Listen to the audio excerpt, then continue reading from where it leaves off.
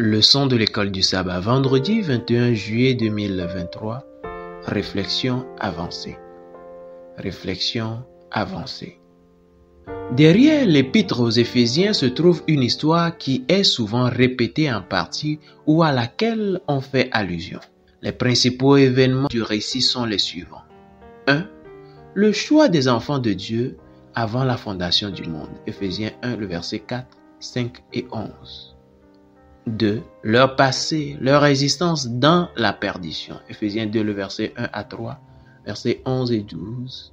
Éphésiens 4, le verset 17 à 19 et 22. Éphésiens 5, le verset 8. 3. L'intervention de Dieu en Christ pour les sauver. Éphésiens 1, le verset 7 et 8. Éphésiens 2, le verset 4 à 6 et verset 13 à 19. Éphésiens 4, le verset 1, 20 et 21. Éphésiens 5, le verset 2, 8, 23, 25 et 26.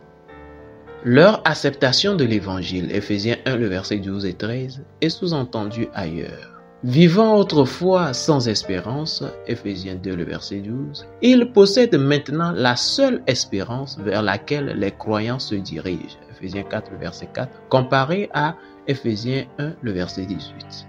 5. La vie présente des destinataires en tant que disciples.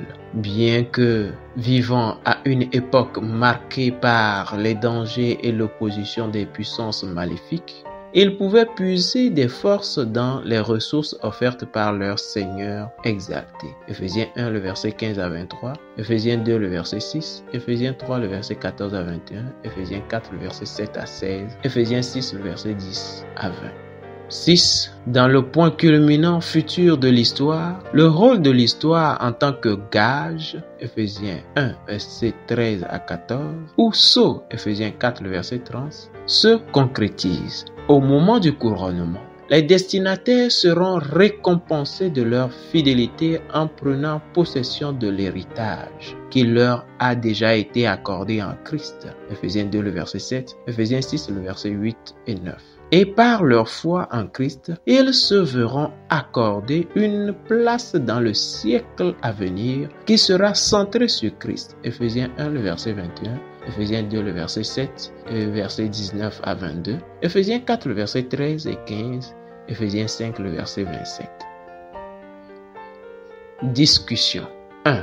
L'histoire derrière l'épître aux Éphésiens ci-dessus n'est pas seulement l'histoire des croyants au premier siècle. C'est aussi notre histoire. Laquelle des étapes majeures de cette histoire vous donne le plus d'espoir en ce moment? 2. À votre avis, pourquoi Paul revient-il si souvent sur le passé pécheur de son auditoire, l'invitant à méditer sur sa vie d'avant la conversion? 3. Comparez le résumé de l'évangile de Paul dans Éphésiens 2, le verset 8 à 10, à son résumé précédent dans Romains chapitre 1, le verset 16 et 17. Quels thèmes similaires émergent-ils? En quoi les deux sont-ils différents? Lisons les passages. Éphésiens 2, le verset 8 à 10, là il est écrit: « Car c'est par la grâce que vous êtes sauvés par le moyen de la foi, et cela ne vient pas de vous, c'est le don de Dieu. Ce n'est point par les œuvres, afin que personne ne se glorifie. Car nous sommes son ouvrage, ayant été créés en Jésus-Christ pour de bonnes œuvres, que Dieu a préparées d'avance, afin que nous les pratiquions. » Amen.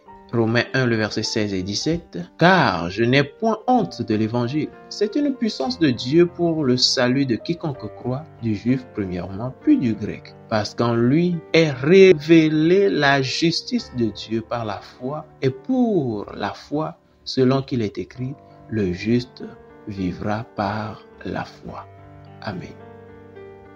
4. Bien que les bonnes œuvres des croyants ne jouent aucun rôle dans leur rédemption, en ce sens qu'elles ne peuvent jamais donner le mérite d'être sauvées devant Dieu, quel rôle important jouent-elles dans le plan de Dieu pour les croyants? Éphésiens 2, le verset 10. Là, il est écrit: « Car nous sommes son ouvrage, ayant été créés en Jésus-Christ pour de bonnes œuvres, que Dieu a préparées d'avance, afin que nous les pratiquions. » Amen. Fidèles auditeurs et internautes, que Dieu vous bénisse et qu'il nous garde alors que nous avons découvert que Christ s'est donné pour nous, nous rachetant de l'état de mort spirituelle en nous amenant vers une vie spirituelle centrée et basée sur Christ, puissions-nous nous concentrer sur cette voie tracée par Christ pour atteindre la stature parfaite d'homme et de femme selon Christ. Au nom de Jésus. Amen.